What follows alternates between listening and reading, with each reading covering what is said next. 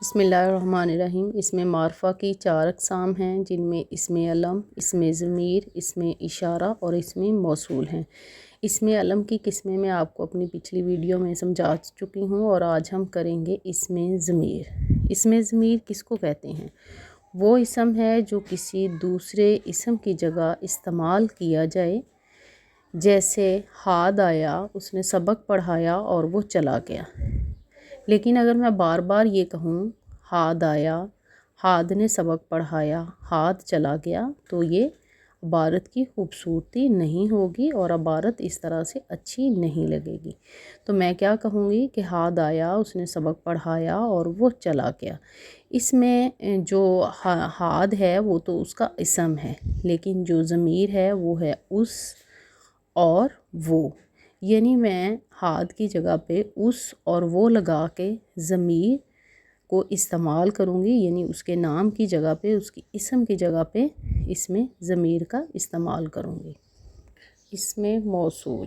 اسم موصول کون سا اسم ہے؟ ایسا اسم جسے کسی جملے کے ساتھ لگائے بغیر اس کے معنی سمجھ میں نہ آئیں، یعنی ہم جب تک اس کو استعمال نہیں کریں گے، اس کو کسی جملے کے ساتھ نہیں لگائیں گے، تو ہمیں کسی بھی بات کی اچھے سے سمجھ نہیں آئے گی۔ جیسے میں آپ سے یہ کہوں جو کوئی، جس نے، جنہوں نے، انہوں نے، تو آپ کہیں گے کہ یہ کیا ہے، کچھ سمجھ میں نہیں آئے گا۔ یعنی ایسا اسم جس کو اگر ہم جملے کے ساتھ نہیں لگاتے تو ہمیں اس کے معنی جو ہیں وہ بالکل بھی سمجھ میں نہیں آتے، تو اسے ہم اسم موصول کہتے ہیں۔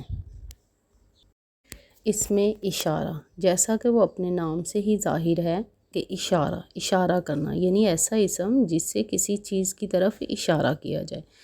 اب یہ دیکھیں کہ وہ اشارہ قریب کا بھی ہو سکتا ہے، وہ اشارہ دور کا بھی ہو سکتا ہے۔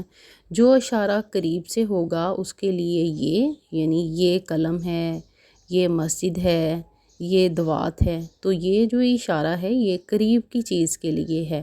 اور اگر اشارہ دور کے لیے میں کروں کہ وہ مسجد ہے، وہ لڑکا ہے، وہ کتاب ہے، تو یہ اشارہ جو ہے یہ دور کی چیز کے لیے استعمال ہو رہا ہے، یعنی اشارہ قریب اور اشارہ بعید۔